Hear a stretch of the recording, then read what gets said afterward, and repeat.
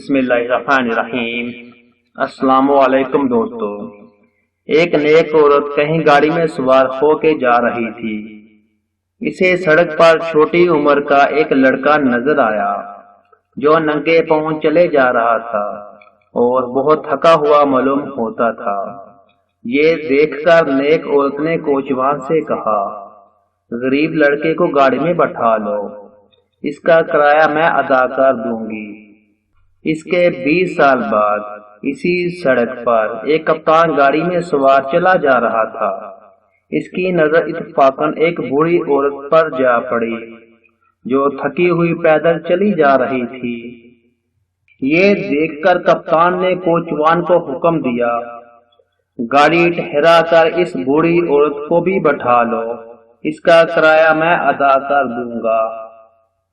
منزل پر سواریاں گاڑی سے اترنے لگی تو بوڑھی عورت نے کپتان کا شکریہ ادا کر کے کہا، اس وقت میرے پاس کرایہ ادا کرنے کے لیے دام نہیں۔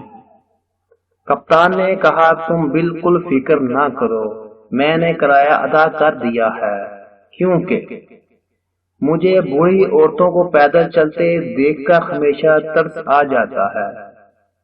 وجہ یہ ہے کہ 20 سال ہوئے جب میں غریب لڑکا تھا، مجھے اسی جگہ کے آس پاس سڑک پر ننگے پاؤں پیدل چلتے دیکھ کر ایک رحم دل عورت نے گاڑی میں بٹھا لیا تھا۔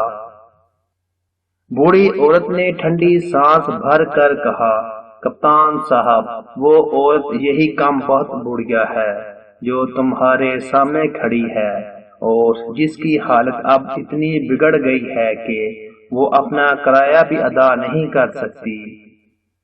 کپتان نے کہا، نیک بخت ماں، اب آپ اس کا کوئی غم نہ کرے، میں نے بہت سارا روپیہ کما لیا ہے اور زندگی کے باقی دن آرام سے کاٹنے کے لیے وطن آ رہا ہوں۔